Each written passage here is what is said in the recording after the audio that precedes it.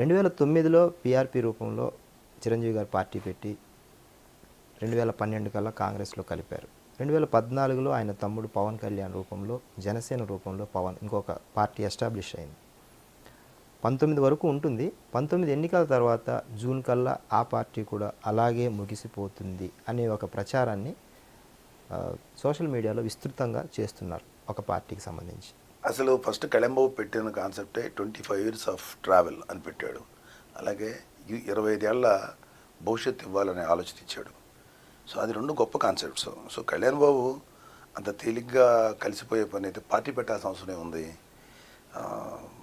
లేకపోతే అలాగే కలిపేవాడైతే 2014లోనే చంద్రబాబు నాయుడుతో కలిసిపోయాడు కదా. అలాగే చేసేవాడైతే అమిత్ షా మా పార్టీలో కలిసిపోండి మీరు ఎందుకు తీసేయండి అన్నారు, అప్పుడే చేయొచ్చు కదా.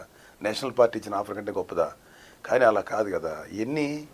ఇవన్నీ కూడా ఏంటంటే మైండ్ గేమ్స్ అంటారండి. ఈ మైండ్ గేమ్ ప్లే చేయడంలో ప్రముఖ పాత్ర వహించేది పొలిటికల్ పార్టీసు, వాళ్ళకి వెన్నుదన్నుగా నిలిచేటువంటి electronic media, print media and certain social media supporters అంతే. సో